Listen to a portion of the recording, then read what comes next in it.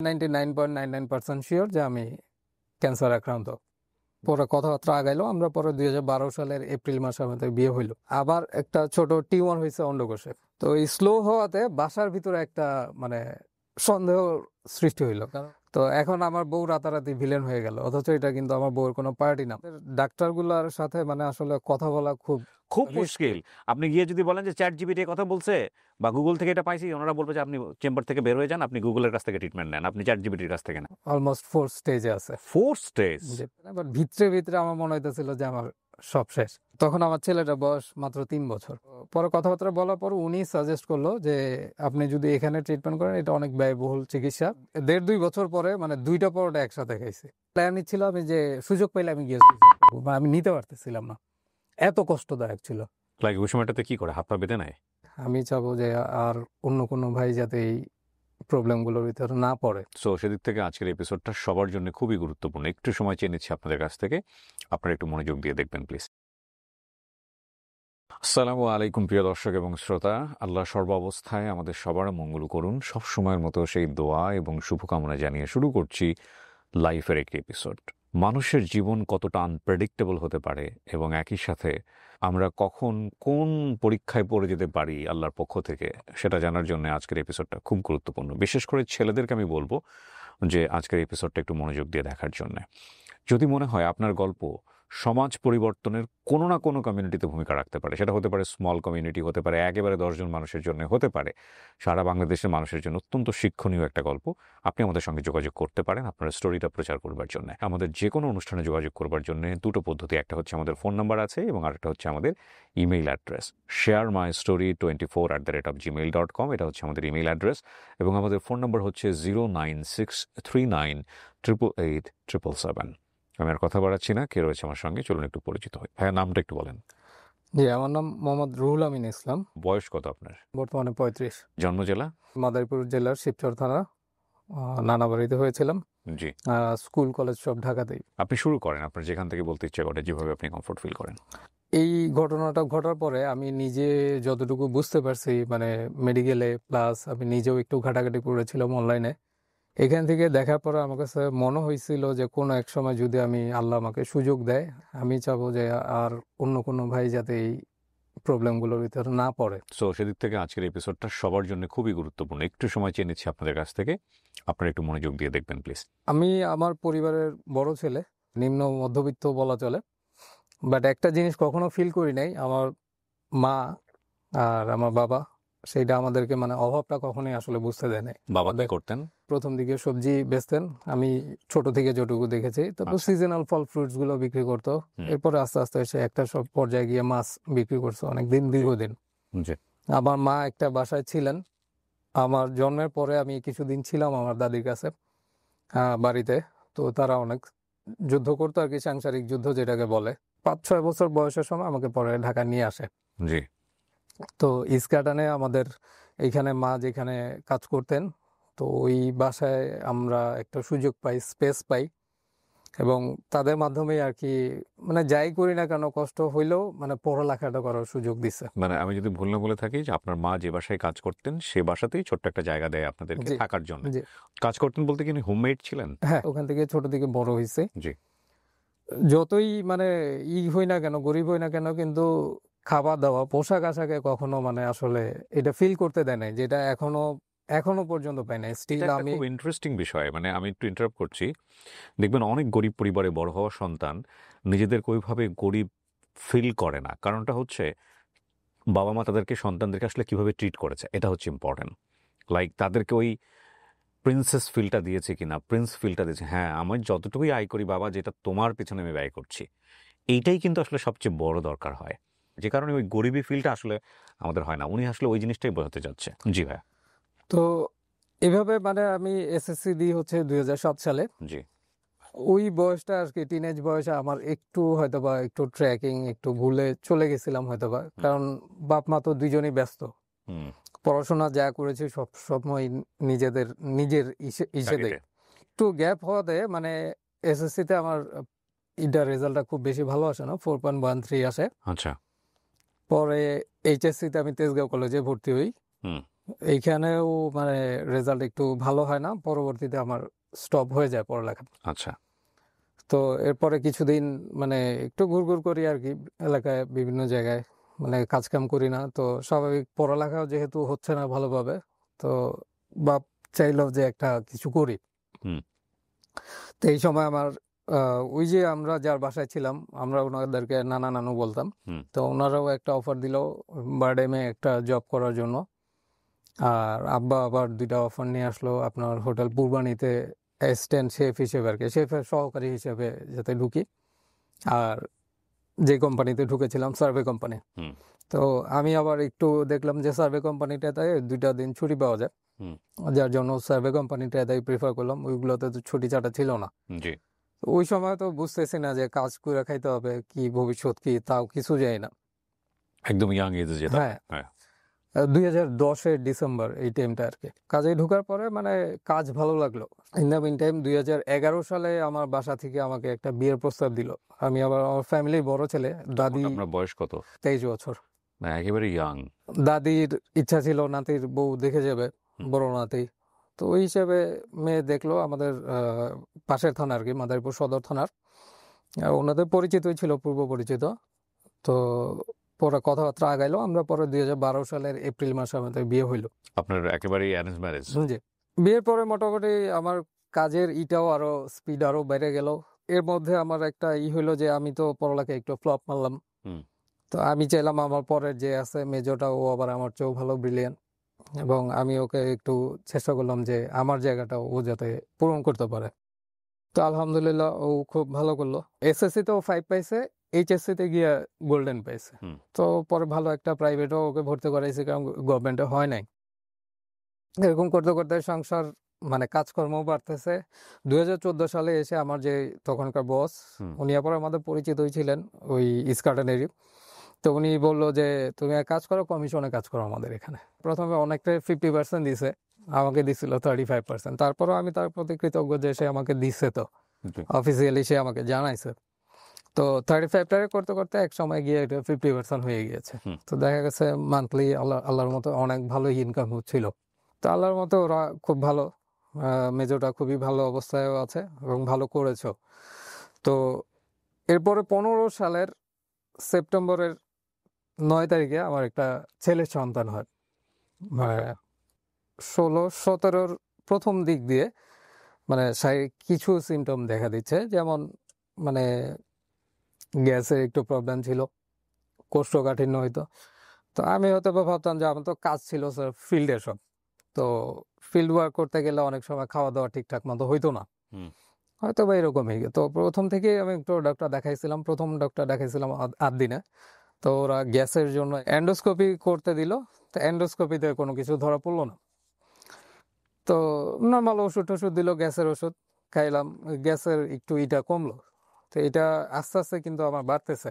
2017-র মাঝামাঝি সময় আমি আবার একটা প্রাইভেট কার কিনলাম আপনার দেওয়ার জন্য, উবারে কিংবা রেন্টে কারে দেওয়ার জন্য। ওকে, এটা বিজনেস পার্সপেক্টিভ। জি, মানে একটু আমি বড় হয়েছি কিন্তু আল্লাহর মধ্যে।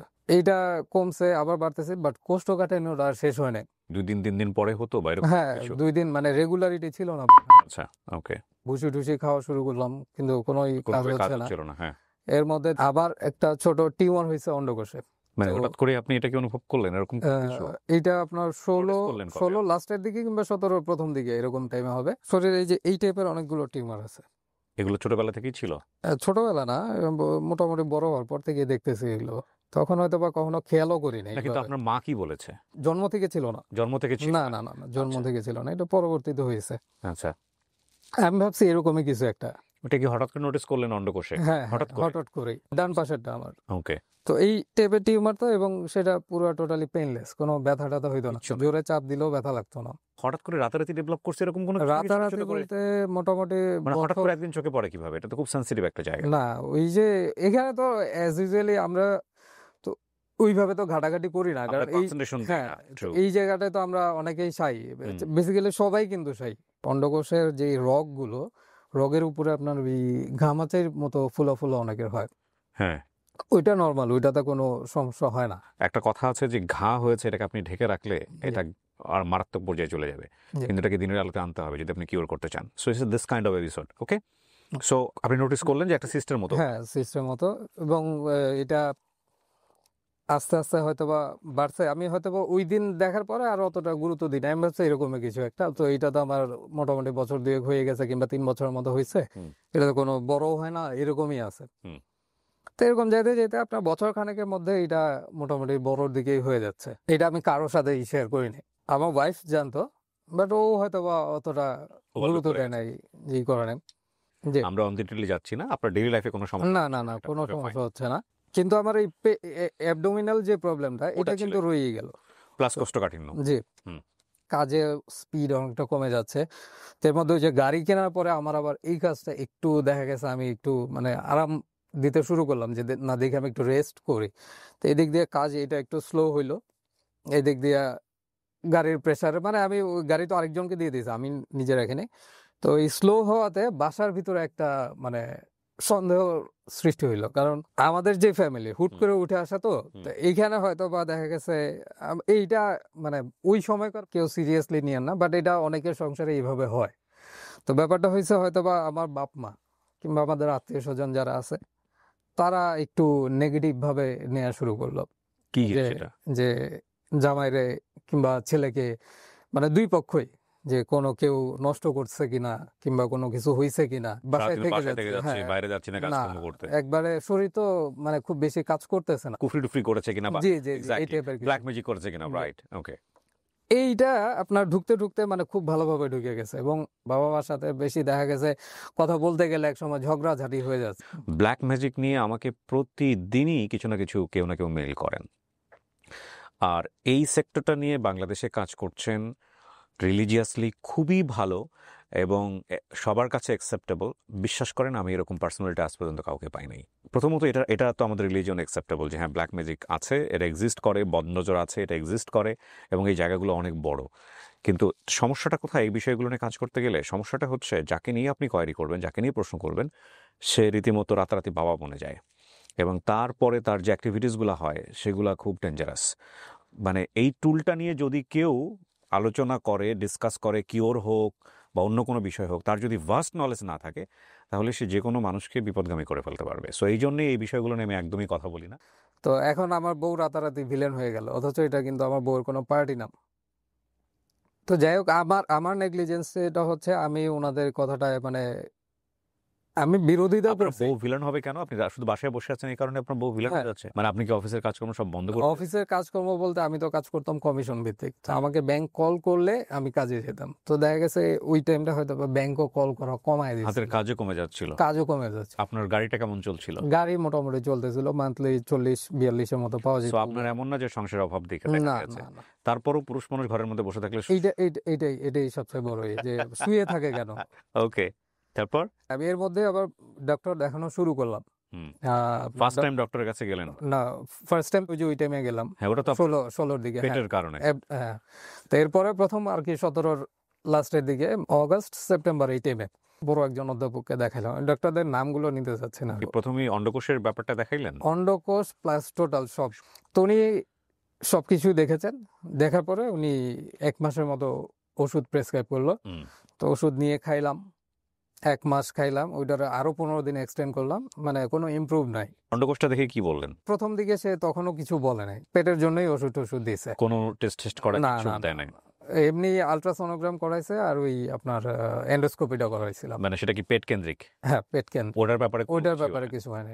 1.5 মাস খাওয়ার পরও যখন কোনো ইমপ্রুভ হইলো না, পরে আবারও গেলাম, সে রিপিট করলো সেম ওষুধই। এর মধ্যে সে একজন ডাক্তারের কাছে রেফার করলো, ওই দিনই আবার আমি ওনার কাছেও গেলাম সন্ধ্যার দিকে। তো দেখানোর পরে উনি আবার 2টা টেস্ট দিল, ওই টেস্টগুলো দেখলাম। বাট আমার ওই ডাক্তারটার কাছে আমার মনে হইলো, সে যদি তখনও আমাকে বলে যে আপনি এটা একটু সিরিয়াসলি আগান, হ্যাঁ, তাহলে ভালো হয় আপনার জন্য। তো সে আমাকে একটা টেস্ট দিল, এফএনএসি রিপোর্ট নেগেটিভ আসলো, কিছুই না। টিমার ততদিনে কিন্তু অনেক বড় হয়ে গেছে স্যার, মানে মোটামুটি এতটুকু, একটা বলের ওই যে ছোট বলের সমান হয়ে মানে গেছে। এটা আপনি জাস্ট একটু বোঝানোর জন্য বলেন আমাদেরকে যে অন্ডকোষের সাইজের থেকেও বড় হয়েছে? হ্যাঁ, অন্ডকোষের সাইজের সমান কিংবা ওটার চেয়ে একটু বেশি হবে। ওরে বাবা, অ্যালার্মিং। হ্যাঁ, এবং এখনো কোনো ব্যথা নাই, একটু একটু করে তো সময় যায়, হুম। মানে সব তো আর মনে করেন যে এখন তাড়াহুড়ো হওয়ার করা। পরে যেরকম তাড়াহুড়া হয়, এর আগে তো রোগ ধরার আগ পর্যন্ত তো আমরা সবাই অসহায়, কারণ এখন পর্যন্ত রাইট ট্র্যাকে যায়নি। অধ্যাপক সাহেব যখন সেকেন্ড টাইম সেম ওষুধটাই রেফার করলো, তো ওই টাইমে ফার্মেসির যে আমরা যে ফার্মেসি থেকে ওষুধ নিই আমাদের এলাকাতেই, তো ওই ভাই আবার আমার পরিচিত অনেক, তো উনি আমার বললো যে উনি হয়তো ফলো করছে, এবং ততদিনের চেহারারও একটা জৌলুস একবারে হয়ে গেছে, একবারে পোড়া পোড়া একটা ভাব, মানে মরা মরা, দেখলেই বোঝা যাচ্ছে যে ছেলে অসুস্থ। ভাই বললো যে তুমি এক কাজ করো, ওষুধগুলো নিও না, প্রায় 9-10 হাজার টাকার মতো ওষুধ, তুমি বেটার আরেকটা ভালো মেডিসিনের ডাক্তার দেখাও ইমার্জেন্সি। পরবর্তীতে আমরা আবার ওই যে ওই বাসায় নানুর সাথে একটু যোগাযোগ করলাম, নানা পরে বললো যে তাহলে তুই দেখা, অ্যাপয়েন্টমেন্ট নিয়ে দিল। হুম। ওনার ওখানে যাওয়ার পরে উনি 4-5টা টেস্ট দিল, তো টেস্ট দেখার পরে উনি সরাসরি একজন ইউরোলজিস্টের কাছে আমাকে পাঠাইলো। এতদিন পরে ইউরোলজিস্ট? এতদিন পরে যে আমি ইউরোলজিস্ট একজন আছেন, ওনার কাছে দেখাইলাম। যেদিন দেখাইলাম তার 2 দিন পরে আর কি বললো যে এটা অপারেশন করে দেবো ইমার্জেন্সি। হুম। দেন তারপরে পরেরটা পরে। আচ্ছা। এর মধ্যে আমি ইউটিউব গাইডা, তারপরে গুগলেও সার্চ করে যেটুকু দেখলাম যে এটা 99.99% শিওর যে আমি ক্যান্সার আক্রান্ত। মানে ইউটিউব বা অন্যান্য জায়গায় হ্যাঁ, করে দেখে? অন্যান্য জায়গায় যে এইটা হচ্ছে টেস্টিকুলার ক্যান্সার, এবং একটু রেয়ার ক্যান্সার, এটা একমাত্র এই বয়সেই হয়, মানে যেটা এটা আপনার আপনি শিওর হয়েছেন, কিন্তু ডাক্তার থেকে এখন পর্যন্ত তেমন না, কিছু ডাক্তার বলেনি? থেকে অফিসিয়ালি কিছু এখনো জানি না। এই জিনিসটা আমি শেয়ার হয়েছে আরো মোটামুটি 2 মাস আগেই। তখন আলটিমেটলি কিন্তু আর্টিফিশিয়াল ইন্টেলিজেন্স বা এআই যে অ্যাপগুলো আছে ওগুলো কিন্তু ছিল না, লাইক চ্যাট জিপিটি বলেন, গর্গ বলেন, এগুলো বলেন। আপনি একটা ছবি তুলে পাঠালেই ওরা সঙ্গে সঙ্গে বলে দেয় যেটা এখানে এটা হয়েছে, এটার প্রসেসটা কি হবে, এটা কেন হয়, কোথায় যাবেন, কার কাছে যাবেন, ইভেন বাংলাদেশে কোন ডাক্তারের কাছে যাবেন এটা ওরা খুঁজে বের করে দেয়। দেখেন, উনি 2 মাস 2.5 মাস আগে ডাক্তারের চেয়ে উনি কনফার্ম হয়ে গেছে। এখন কথা হলো, আপনি ডাক্তারের কাছে কি কি বলতে পারছিলেন যে ভাই আমি তো বুঝতে পারছি এটা ক্যান্সারের পর্যায়ে গেছে, আপনারা এগুলো বলতেছেন না কেন? এই জায়গাটা একটু বলি যে আমাদের ডাক্তারগুলোর সাথে মানে আসলে কথা বলা খুব খুব মুশকিল। আপনি গিয়ে যদি বলেন যে চ্যাট জিপিটি কথা বলছে বা গুগল থেকে এটা পাইছি, ওনারা বলবে যে আপনি চেম্বার থেকে বের হয়ে যান, আপনি গুগলের কাছ থেকে ট্রিটমেন্ট নেন, আপনি চ্যাট জিপিটির কাছ থেকে নেন। ওনারা ওনাদের সীমাবদ্ধতাটুকু আসলে বলতে চায় না। আমি একজন ডক্টরকে পেয়েছিলাম আমার হোল এন্টায়ার লাইফে, একটা ছোট্ট ইনফেকশনের ট্রিটমেন্ট দিতে গিয়েছিলাম আজ থেকে 5 বছর না 7 বছর আগে। আমি গিয়ে ওনাকে বলেছিলাম যে ভাই আমি তো এই অ্যান্টিবায়োটিকটা নিজে থেকে নিয়ে ফেলেছি। উনি আমার সঙ্গে আধা ঘন্টা, তখন তো চেনে না, আধা ঘন্টার বসে কথা বললেন, বললেন আপনি যে অ্যান্টিবায়োটিকটা নিয়েছেন এটা ঠিকই আছে, আপনি আরও বাড়ায় নেন আরও কয়েকটা। তো আমি প্রথমে ভাবলাম উনি কংগ্রেসের মস্করা করতেছে নাকি, পরে দেখলাম না, মস্করা না, আপনি পারফেক্টলি বলতেছে যে ঠিক আছে আপনি ভুলভাবে নিলেও এটা আপনি ঠিকই নিয়েছেন, যদিও কোনো অ্যান্টিবায়োটিকই ডাক্তারের পরামর্শ ছাড়া নেওয়া উচিত না। ভাইয়া বলেন তারপর কি হলো? পরে অপারেশনের ডেট দিল হচ্ছে আপনার 2018 সালে মে মাসের 5 তারিখে। হুম। 5 তারিখে ভর্তি হইতে বললো। জি। তো আমরা ভর্তি হয়ে গেলাম। আমার ওজন প্রায় 50 কেজি তখন। আমি রেগুলার আপনার 63, 64, 65 পর্যন্ত এর মধ্যেই সীমাবদ্ধ ছিল সবসময়। অপারেশনের পরে 3 দিন ছিলাম হসপিটালে। এরপরে হসপিটাল মানে সিস্টটা ফেলে দিল? সিস্ট সহ অন্ডকোষ, রাইট টেস্টিস পুরোটাই নাই, আহ, শুধু একটা আছে আপনাকে এখন। বলেছিল যে হ্যাঁ, বলেছিল, আমার থেকে সবকিছু সাইন টাইন আমি দিয়েছিলাম, এবং আমাকে সাইড ইফেক্ট কি বলেছিল যে সবই কিডনি একটা থাকলেই সমস্যার সমাধান করা সম্ভব? হ্যাঁ সম্ভব। ওকে। আমাকে বলেছিল যে যদি সুযোগ থাকে স্পামটা স্টক রাখার জন্য। আপনি অপারেশন করার আগ পর্যন্ত কি দেশের বাইরে যোগাযোগ করেছেন? না না না, এটা ঠিক আছে অপারেশনের কিনা? আগে দেশের বাইরে যোগাযোগ করিনি, আমি দেশের মধ্যেই হুম। করছে। ওকে। টেস্টিসটা আপনার টেস্টের জন্য পাঠাইলো।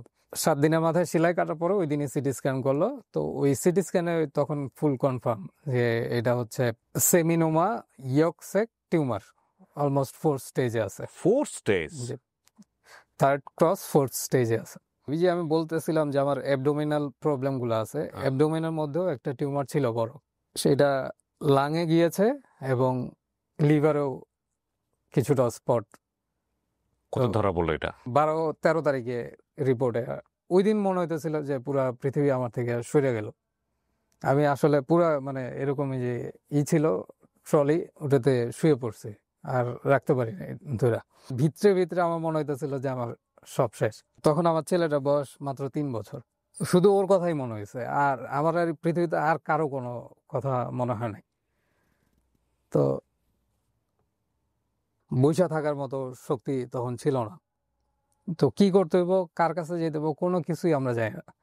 তো ওই ইউরোলজিস্ট ডক্টরই উনি একজন ডক্টরকে রেফার করলো, অ্যাপয়েন্টমেন্ট নিয়ে পরের দিন গেছি আর কি। আমি তখন হুইল চেয়ারে গেলাম হসপিটালে। ডাক্তার, আমি সামনে আমার বাপ ভাই ওরা বসে আছে, আমি তো আর কথা ওইভাবে বলতে পারতেছি না, ফাইল টাইল দেখিয়ে মানে সে তার মতো করে ইনস্ট্রাকশন দিচ্ছে কিভাবে জানো, কিন্তু আমার কাছে কেন যেন মানে ওনার মানে বেশি ভালো লাগে নাই। হুম। তো পরে আমি ওখান থেকে বেরোনোর পর বললাম যে আমি ওনার এখানে ট্রিটমেন্ট করাবো না। কেন ভালো লাগে নাই? আমার কাছে মনে হয়েছিল যে আমি তো এখন দুনিয়ার সবচেয়ে বড় অসহায়, তো আমি ডাক্তারের কাছে আসছি, সে আমাকে এট ফার্স্ট একটা অভয় দিতে পারতো, মানে আমার সাথে সে ওকে, কোনো কথাই বলে মানে বিহেভিয়ারটা। জি। এর মধ্যে আমরা ইন্ডিয়া যাওয়ার জন্য প্রস্তুতি, আমার তখন শুধুমাত্র আমার পাসপোর্ট করা ছিল। না, আপনার তো অপারেশন হয়ে গেছে, তারপরে ইন্ডিয়া কেন যাবেন? না, কেমো দেওয়ার জন্য, ক্যান্সার ট্রিটমেন্টে আমরা তো সবারই একটা ধারণা যে মাদ্রাজ কিংবা ইন্ডিয়াতে গেলে মোটামুটি একটা ভালো অপারেশনটাই তো treatment পাওয়া যায়। ইন্ডিয়াতে করতে পারতেন।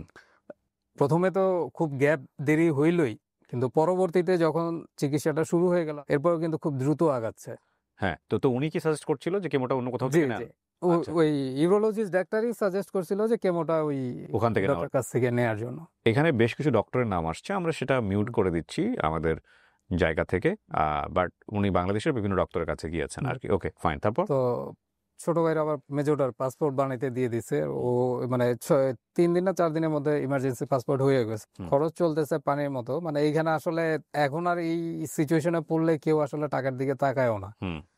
তো আমার কাছে যা ছিল আমি তো সব আগেই চেকে সাইন দিয়ে দিছি, তারপরে তারা তাদের মতো করে খরচ করছে। এখন পাসপোর্ট হওয়ার পরে ইন্ডিয়ান এম্বাসিতে গেলাম ভিসার জন্য।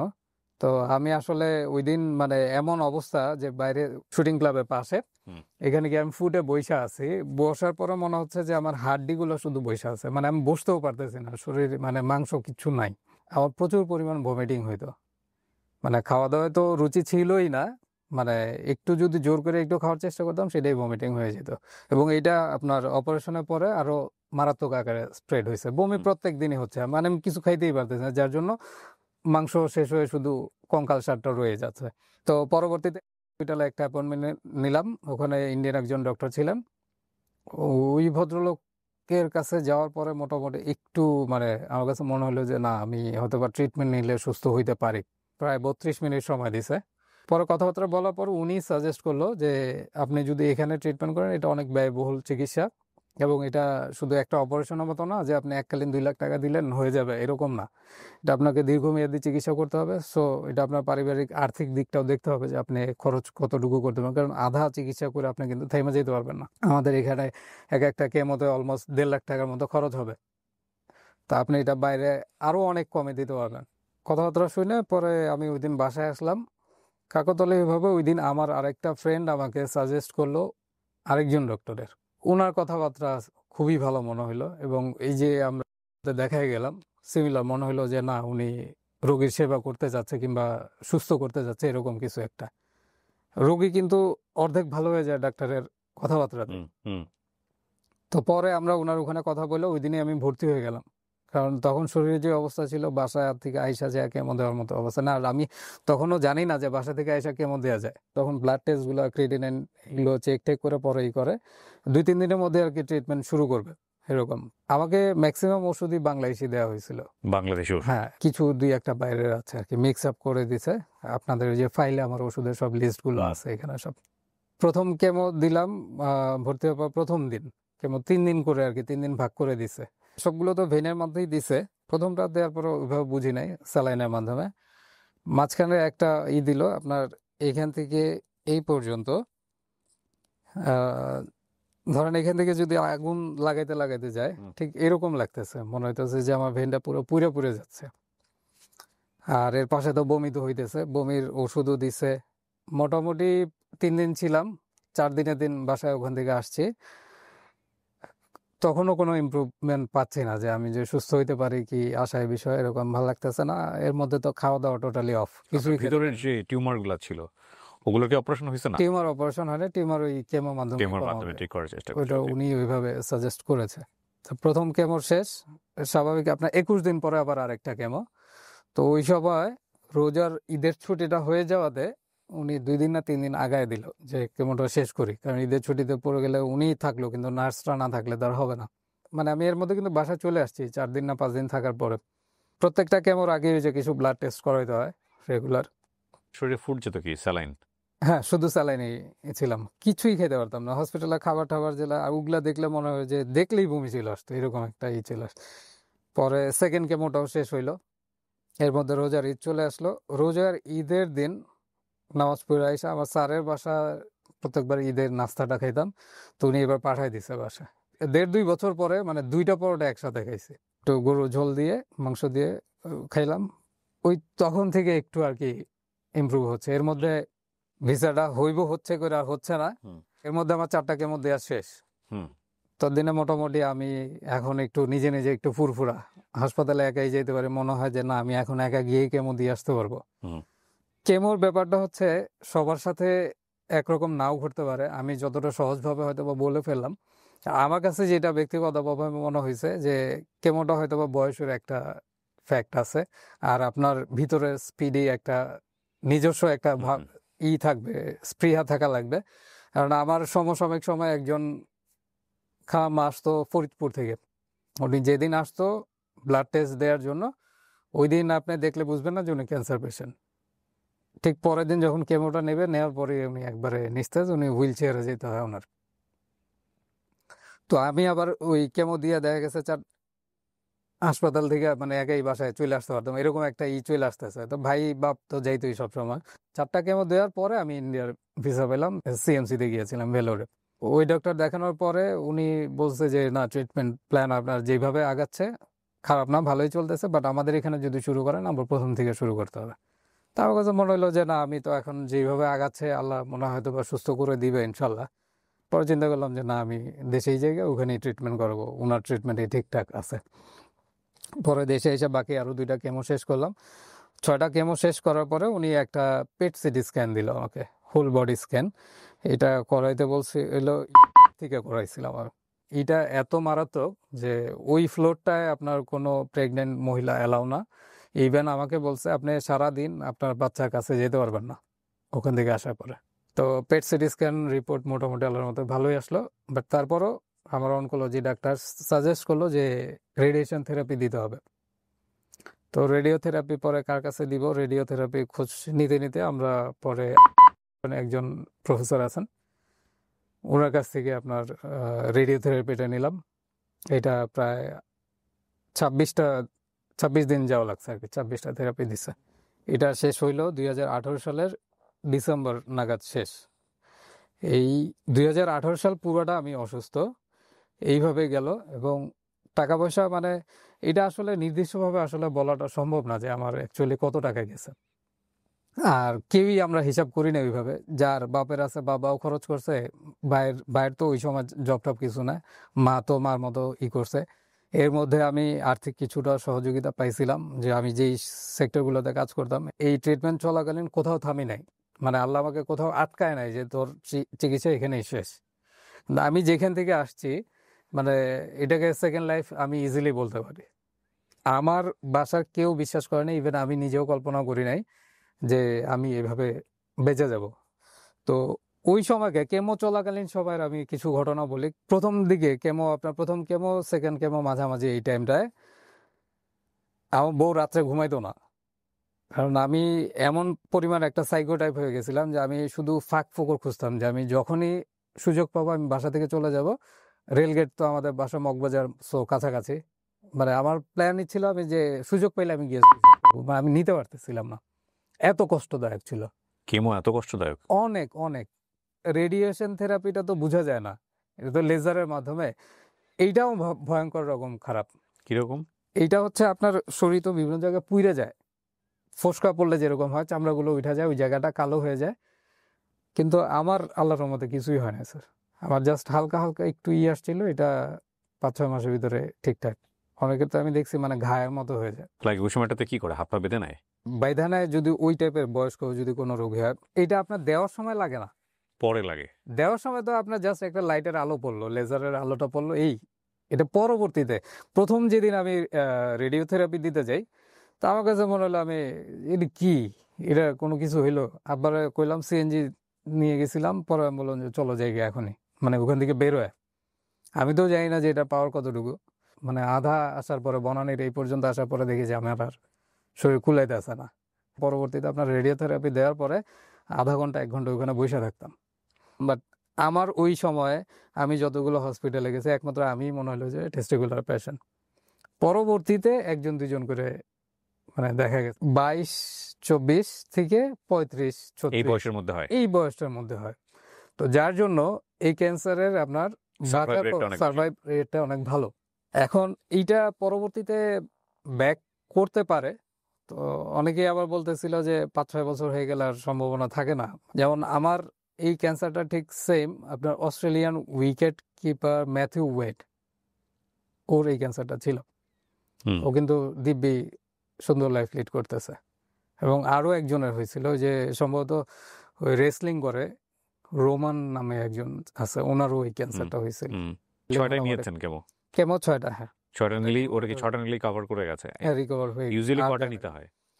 ওনারা ডিপেন্ড তো করে। প্ল্যান করে যে ধরেন প্রথমে হয়তো বা 4টা দিয়ে শুরু করে, কেমোটা কি অনেকগুলো অ্যান্টিবায়োটিকের কম্বিনেশন? আমি যদি ভুল না বলে থাকি, জানি না কি? মোটামুটি হ্যাঁ এই টাইপেরই। মানে ইউএসএস আগে একটা ইনজেকশন বা একটা কিভাবে দেয় জিনিসটা? এটা শিশির মধ্যে ইনজেকশনের মানে লিকুইড থাকে, ইনজেকশনের স্যালাইনের মাধ্যমে স্যালাইনের এবং মাধ্যমে? পুরো মানে ভেইনের পুরোটা মাধ্যমে যেতে কতক্ষণ লাগে? 6 ঘন্টা থেকে 8 ঘন্টা। এই 6 ঘন্টা পুরোটা নিতে হয়? হ্যাঁ এই পুরো 6 ঘন্টা কি একই রকমের পেইন হয়? না 6 ঘন্টা না, ওখানে 3টা মেডিসিনের ভিতরে একটা ছিল যে প্রথমেই জাস্ট আপনার 5-10 মিনিট একটু, পরে আস্তে আস্তে ঠিক হয়ে সহ্য যায়। হয়ে যেত। তো কিন্তু আপনার মাঝখানে কেন মনে হতো করে ফেলবেন, এরকম কেন ফিল আসতো? ক্যান্সার কি আমরা তো জানি না, ক্যান্সার মানেই তো আমরা মনে করি যে শেষ, আমি শেষ। শেষ।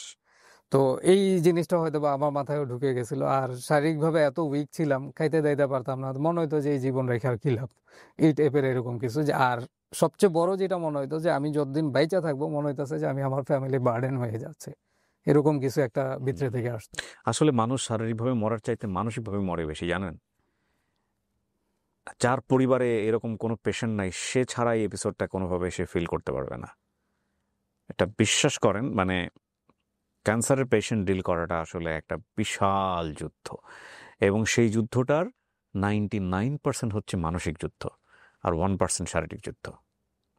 ওয়াইফ বা ফ্যামিলি মেম্বার যারা ছিলেন তারা কি পরিমাণ সাপোর্ট? তার তো support- ফ্যামিলি সাপোর্ট আমি আল্লাহর কাছে লাখ লাখ শুকরিয়া যে আমার ফ্যামিলি সাপোর্ট প্রথমের ওই ইনসিডেন্ট পরবর্তীতে তারা ভুলে গেছে, কারণ আসলে ওইগুলা তারা তখনই তাৎক্ষণিক হয়তো বা বুঝতে পারছে যে ছেলের তো এই অবস্থা, এর জন্য হয়তো বা এরকম কিছু করছে।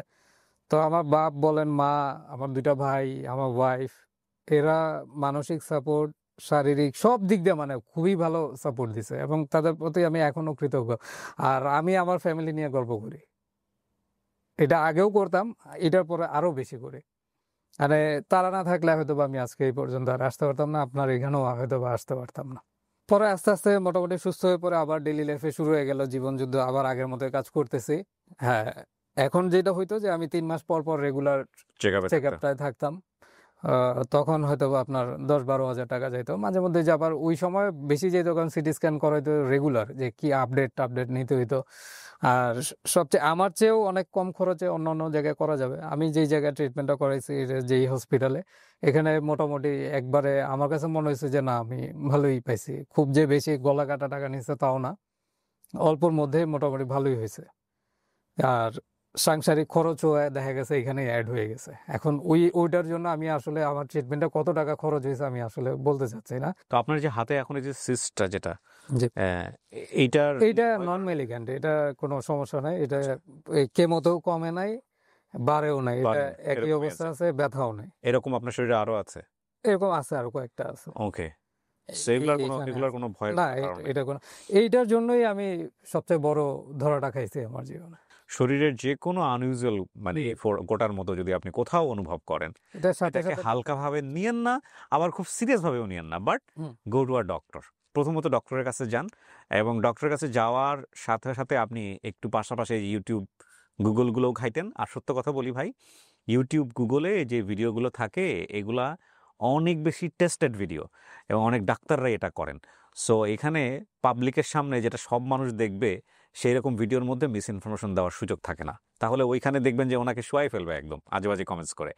সো আমার মনে হয় যে এই প্রযুক্তিও আমাদেরকে অনেক বেশি হেল্প করে। যে কোনো ধরনের শারীরিক অসামঞ্জস্যতা নিয়ে প্লিজ আপনি নিজে থেকে একটু সচেতন হয়ে একটু ঘাটাঘাটি করবেন, এবং পাশাপাশি ডক্টরের কাছে যাবেন। আর যে কোনো ডক্টর দেখানোর পরেই শুধু ওই ডক্টরের উপর রিলাই করেন না, পাশাপাশি সম্ভব হলে অন্য একটা হসপিটাল থেকে এটাকে ভেরিফাই করে নেবেন যে এই ট্রিটমেন্টটা ঠিক আছে কিনা। আর কোনো কিছু নিয়ে প্যানিক হয়ে লাভ নাই, দিন শেষে সবারই মরতে হবে। কার মৃত্যু আল্লাহ কীভাবে লিখে রেখেছেন এটা আমি আপনি কেউই জানি না। সুতরাং সেই জায়গা থেকে এত পেনিক হওয়ার কিছু নাই। তার মানে এই না যে আবার সবকিছু নিয়ে অবহেলা করবো। ভাই গল্পটা কেন বললেন? এখানে অনেক সময় অনেক ধরনের প্রবলেম হইতেই পারে। যেমন আমরা কম বেশি সবাই জানি যে মেয়েদের কিংবা আপুদের অনেকেরই ব্রেস্ট ক্যান্সার হয়। তো তারা তো ট্রিটমেন্ট নিয়ে রিকভার হচ্ছে, আল্লাহর মধ্যে বাংলাদেশে এখন খুব ভালো ট্রিটমেন্ট হচ্ছে। বাট আমরা ছেলেরা যেটা করি যে এই জিনিসগুলো তো কারোর সাথে শেয়ার করি না, শেয়ার করতে পারি না, না ভাইয়ের সাথে না বন্ধুর সাথে, কারণ সবাই এই বিষয়টা নিয়ে মানে ফান করে অনেক হ্যাঁ, সময়, মানে সেক্সুয়াল লাইফ নিয়ে তো কেউই কোনো কথা কথা বলি বলি না, না। কারোর সাথেই না, এবং আসলে অনেক সময় বলা উচিত না, উনি কিছু যখন বানায় ফেলে। স্টোরিটা বলতে আসে তখন আমি ফার্স্ট ওনাকে জিজ্ঞেস করেছি আপনি কি ম্যারিড। কেন এই প্রশ্নটা করেছি আপনি বুঝতে পেরেছেন? যদি বুঝে থাকেন তাহলে এই ভিডিওর নিচে এসে কমেন্টস করেন তো। জাস্ট এতটুকু দেখেছেন, পুরোটুকু দেখেন নাই। আচ্ছা, এবার উত্তরটাও বলে দিই। সেটা হচ্ছে, ভাই আপনাকে বলি, আপনি আনম্যারিড হলে গল্পটা বলতেন? আহ, হয়তোবা এখন বলতে পারতেছি না, হয়তোবা বলতাম না, এরকম কিছু হয়তো বা একটা। বলতাম না, আসলে কারণ বলতে ফ্যামিলিগত ভাবে একটা চাপ শুধু থাকতো। ফ্যামিলিগত ভাবে কোনো মেয়ে এটা জেনে শুনে ওকে বিয়ে করতো যে ওর একটা মানে অন্ডকোষে ফেলে দিতে হয়েছে ক্যান্সারের কারণে, এটা কেউ করতো? বিকজ আমরা কিন্তু অত সহজভাবে জিনিসগুলো নিতে পারি না, ঠিক আছে? আপনারা হয়তো জেনে অবাক হবেন, এইডস এখন আমরা বলতেছি এইডস এর ব্যাপারে, আমার বেশ কয়েকটা এপিসোড আছে, আপনারা চাইলে দেখলেন। মানে এইভাবে বলে ফেলে এইডস নিয়ে যে এইডস ভালো হয়, মানে ভালো হয়, মানে ভালো হয় আপনি কিভাবে বলবেন? মানে এইডস কি 100% কিওর হয়? এটাকে একদম জিরো করে ফেলা যায়? এই জায়গাটা একটা প্রশ্নবোধক চিহ্ন রেখে বরং উত্তরটা হচ্ছে এরকম যে এইডস হওয়ার পরও একজন মানুষ সেই জীবনযাপন করতে পারে যেটা একজন নর্মাল মানুষও করতে পারে। তাহলে আপনি কি বলবেন না এটা ভালো হয়? এখন আমরা সেই জায়গাটায় চলে গেছি, ট্রিটমেন্টের জায়গাটা থেকে। সো ক্যান্সার নিয়ে আমাদের ভয়ের অনেক কারণ আছে ডেফিনেটলি, বিকজ এটা অবশ্য শুধু আমার আমার জায়গা থেকে না, এটা অনেক বড় বড় স্কলাররা বলেন যে ক্যান্সার নামক জুজু এটাও এক ধরনের বিজনেস, মেডিকেল বিজনেস। সো এই জায়গাটার ভয়টাও আসলে ভাঙা উচিত। সবচেয়ে বড় জিনিসটা কি জানেন? সবচেয়ে বড় ক্যান্সারটা কি? সেটা হচ্ছে প্রপার নলেজ না থাকা। কোনো একটা প্রবলেম হলে আপনি কার কাছে যাবেন, কোথা থেকে ট্রিটমেন্টটা করাবেন, কিভাবে করাবেন, স্টেপ বাই স্টেপ আপনি কোন জায়গাটায় যাবেন, এই রাস্তাটা যদি আপনার জানা থাকে না, তাহলে আপনার 50% কাজ ওখানেই শেষ। কিন্তু আমাদের সমস্যা হচ্ছে যে আমরা আসলে প্রপার নলেজটাই রাখি না, কোথায় যাব, কিভাবে করব। উনি যে ভুলগুলা করেছেন সেগুলো থেকে কিন্তু আমাদের শিক্ষা নেওয়ার অনেক কিছু আছে। আপনি এখন যে লাইফটা লিড করছেন, কনজুগাল লাইফ, 100% ওকে? আলহামদুলিল্লাহ 100% ওকে। শুধু স্পামে একটু এখনো প্রডিউসিংটা খুব কম। কম? মানে এটা কি ওই এটা- কারণেই হয়েছে যে হ্যাঁ, ফেলে এটা তো দিতে হয়েছে? একটাই তো যতটুকু হয় ওই জি। অনুযায়ী, তবে এটা আল্লাহর মধ্যে আরো বাড়বে। আচ্ছা, আমার তো হইলো মাত্র 6 বছর, এবং আমার ডাক্তারের সাথে কথা হয়েছে যে এটা নিয়ে কোনো প্যানিক টেনশন করো না রুহুল, ঠিকঠাক হয়ে যাবে সব। Okay. So you are leading normal life, আলহামদুলিল্লাহ। আপনি কোনো সাজেশন দিতে চান কিনা এরকম হলে কি করতে পারে? কোনো ধরনের সিস্ট কিংবা ভেরিকোসেলের মতো, ওই যে ঘামাচির মতো এই টাইপের কিছু হয়, এটাও কিন্তু অনেক প্রবলেম ক্রিয়েট করে পরবর্তীতে ধীরে ধীরে। তো এই দুইটা জিনিস যদি কারো হয়, তাহলে সর্বপ্রথম একজন ইউরোলজিস্ট দেখানো উচিত। ওকে। এই ডিপার্টমেন্টটা টোটালি ইউরোলজিস্টের আন্ডারে, অথবা মেডিসিন। মানে সেক্সুয়াল মেডিসিন যারা দেন, সো এইটার বাইরে ইউরোলজিস্টের কথা আপনি বলছেন? ইউরেটাস আন্ডারে টোটাল পুরা ফাংশনটা যেটা আপনার ইউরিন প্রডিউস থেকে শুরু করে বাকি আদার যে বিষয়গুলো আছে, এখানে গিয়ে আপনার এই জিনিসটা দেখানো উচিত এবং ভালো ডক্টরকে দেখানো উচিত। So brother, thank you so much. আপনার গল্পটা অনেক ছোট, কিন্তু আপনার গল্পের মাধ্যমে আমি একটা মেসেজ সবাইকে দিতে চাই। বাংলাদেশে ক্যান্সার রিকভারি করা অনেক পেশেন্ট আছেন, এবং এই জার্নিটা আমি খুব আনতে চাই বারবার। কারণ উনি যে কথাটা বলেছেন এখানে, যে ওনার একটা সুইসাইড করার প্ল্যান হয়েছিল, উনি এটাও বলেছেন যে যখন ফার্স্ট জেনেছেন তখন মনে হচ্ছে আমি আর আমার মধ্যে নাই। এই জায়গাটাতে একটা ভালো স্টোরি, একটা রিকভারি স্টোরি অনেক বড় একটা ভূমিকা রাখতে পারে। তো সেই জায়গা থেকে আপনি যদি মনে করেন যে না, আপনার গল্পটা আপনি আমাদের কাছে এসে বলবেন, আপনি আমাদেরকে মেইল করবেন। মেইল অ্যাড্রেসটা তো আপনারা দেখতেই পাচ্ছেন, ভিডিওর কোনাতে আছে, এবং একই সাথে ফোন নাম্বারটাও দেওয়া আছে। আপনারা চাইলে ফোনও করতে পারেন। আপনার স্টোরিটা এমনও হতে পারে হাজার লক্ষ মানুষের জন্য অনুপ্রেরণা হতে পারে। থ্যাংক ইউ সো মাচ, অনেক ভালো থাকবেন ভাইয়া। আচ্ছা, প্রিয় দর্শক এবং শ্রোতা, আমরা শেষ করছি আজকের মতোই। এই গল্পটা একটা সূচনা হলো যে আমরা যারা ক্যান্সার ভিকটিম আছেন বা ক্যান্সার পেশেন্ট আছেন, তাদের সামনে আমরা যাতে অনুপ্রেরণা হয়ে দাঁড়াতে পারি সেই রকম একটা পথ ওপেন করে দেয়া। শেষ করছি আজকের মতো। আসসালামু আলাইকুম।